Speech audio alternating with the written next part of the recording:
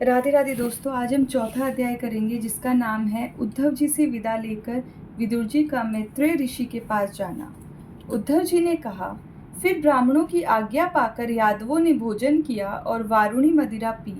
उससे उनका ज्ञान नष्ट हो गया और वे दुर्वचनों से एक दूसरे के हृदय को चोट पहुंचाने लगी।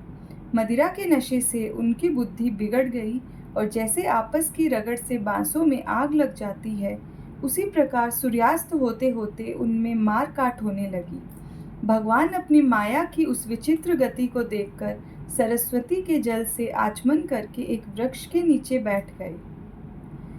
इससे पहले ही शरणागतों का दुख दूर करने वाले भगवान कृष्ण ने अपने कुल का संहार करने की इच्छा होने पर मुझसे कह दिया था कि तुम बद्रिकाश्रम चले जाओ। विदुर जी, इससे यद्यपि मैं उनका आश्रय समझ गया था, तो भी स्वामी के चरणों का वियोग न सह सकने के कारण मैं उनके पीछे पीछे प्रभास क्षेत्र में पहुंच गया। वहां मैंने देखा कि जो सबके आश्रय है किंतु जिनका कोई और आश्रय नहीं है, वे प्रियतम प्रभु शोभा धाम श्याम सुंदर सरस्वती के तट पर अकेले ही बैठे हैं। दिव्य विशुद्ध सत्वमय अत्यंत सुंदर श्याम शरीर है, शांति से भरी रत्नारी आंखें हैं। उनकी 4 भुजाएं और रेशमी पीतांबर देखकर मैंने उनको दूर से ही पहचान लिया। वे एक पीपल के छोटे से वृक्ष का सहारा लिए बाई जांघ पर दायां चरण कमल रखे बैठे थे। भोजन पान का त्याग कर देने पर भी वे आनंद से प्रफुल्लित हो रहे थे। इसी समय व्यास जी के प्रिय मित्र परम भागवत सिद्ध मैत्रेय जी लोकों में स्वच्छंद विचरते हुए वहां आ गए। मैत्रेय मुनि भगवान के अनुरागी भक्त है। आनंद और भक्ति भाव से उनकी गर्दन झुक रही थी। उनके सामने ही श्री हरि ने प्रेम एवं मुस्कान युक्त चितवन से मुझे आनंदित करते हुए कहा। श्री भगवान कहने लगे, मैं तुम्हारी आंतरिक अभिलाषा जानता हूँ, इसलिए मैं तुम्हें वह साधन देता हूँ जो दूसरों के लिए अत्यंत दुर्लभ है। उद्धव, तुम पूर्व जन्म में वसु थे। विश्व की रचना करने वाले प्रजापतियों और वसुओं के यज्ञ में मुझे पाने की इच्छा से ही तुमने मेरी आराधना की थी। साधु स्वभाव उद्धव, संसार में तुम्हारा यह अंतिम जन्म है, क्योंकि इसमें तुमने मेरा अनुग्रह प्राप्त कर लिया है। अब मैं मृत्यु लोक को छोड़कर अपने धाम में जाना चाहता हूँ। इस समय यहाँ एकांत में तुमने अपनी अनन्य भक्ति के कारण ही मेरा दर्शन पाया है। यह बड़े सौभाग्य की बात है। पूर्व काल में पादकल्प के आरंभ में मैंने अपने नाभि कमल पर बैठे हुए ब्रह्मा को अपनी महिमा के प्रकट करने वाले जिस श्रेष्ठ ज्ञान का उपदेश दिया था और जिसे विवेकी लोग भागवत कहते हैं, वही मैं तुम्हें देता हूँ। विदुर जी, मुझ पर तो प्रतिक्षण उन परम पुरुष की कृपा बरसा करती थी। इस समय उनके इस प्रकार आदरपूर्वक कहने से स्नेहवंश मुझे रोमांच हो आया।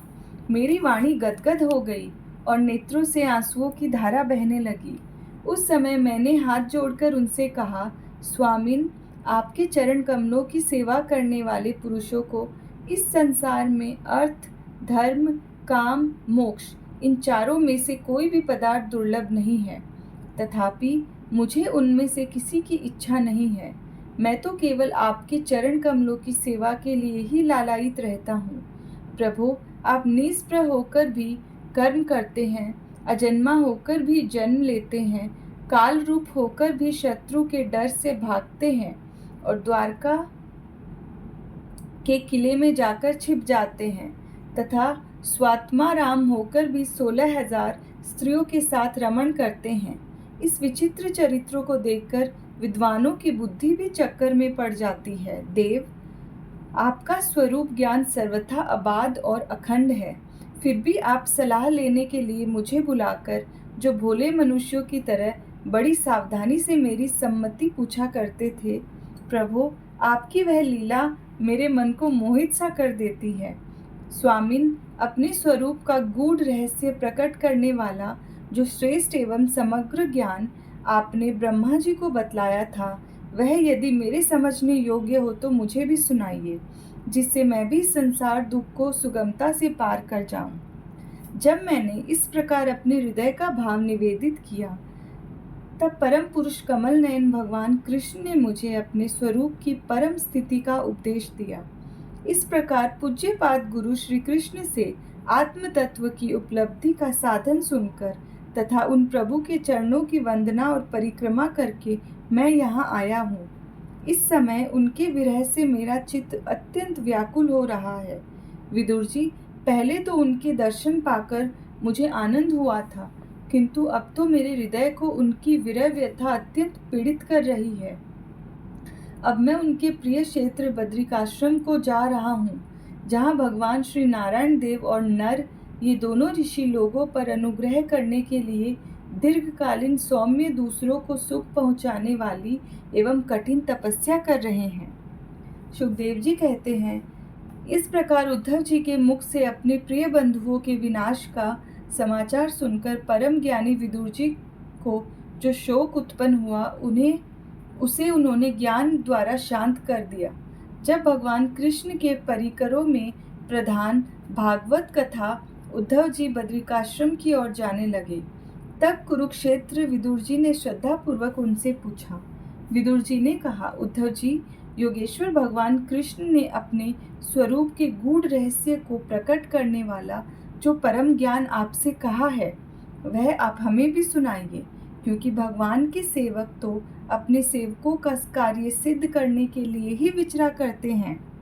उद्धव जी ने कहा, उस तत्व ज्ञान के लिए आपको मुनिवर मैत्रेय जी की सेवा करनी चाहिए। इस मृत्यु लोक को छोड़ते समय मेरे सामने स्वयं भगवान ने ही आपको उपदेश करने के लिए उन्हें आज्ञा दी थी। सुखदेव जी कहते हैं, इस प्रकार विदुर जी के साथ विश्वमूर्ति भगवान कृष्ण के गुणों की चर्चा होने से उस कथामृत के द्वारा उद्धव जी का वियोग जनित महान ताप शांत हो गया। यमुना जी के तीर पर उनकी वह रात्रि एक क्षण के समान बीत गई। फिर प्रातःकाल होते ही वे वहां से चल दिए। राजा परीक्षित ने पूछा, भगवान, वृष्णिकुल और भोजवंश की सभी रथी और युद्धपतियों के भी युद्धपति नष्ट हो गए थे। यहाँ तक कि त्रिलोकीनाथ श्रीहरि को भी अपना वह रूप छोड़ना पड़ा था। फिर उन सब के मुखिया उद्धव जी ही कैसे बच रहे? सुखदेव जी ने कहा, जिनकी इच्छा कभी व्यर्थ नहीं होती, उन श्रीहरि ने ब्राह्मणों के शाप रूप काल के बहाने अपने कुल का संहार कर अपने श्री विग्रह को त्यागते समय विचार किया। अब इस लोक में मेरे चले जाने पर संयमी शिरोमणि उद्धव ही मेरे ज्ञान को ग्रहण करने के सच्चे अधिकारी है। उद्धव मुझसे अणु मात्र भी कम नहीं है, क्योंकि वे आत्मजयी है, विषयों से कभी विचलित नहीं हुए। अतः लोगों को मेरे ज्ञान की शिक्षा देते हुए वे यहीं रहे। वेदों के मूल कारण जगत गुरु श्री कृष्ण के इस प्रकार आज्ञा देने पर उद्धव जी बद्रिकाश्रम में जाकर समाधियों द्वारा श्रीहरि की आराधना करने लगे। कुरुश्रेष्ठ परीक्षित, परमात्मा कृष्ण ने लीला से ही अपना श्री विग्रह प्रकट किया था और लीला से ही उसे अंतर्ध्यान भी कर दिया।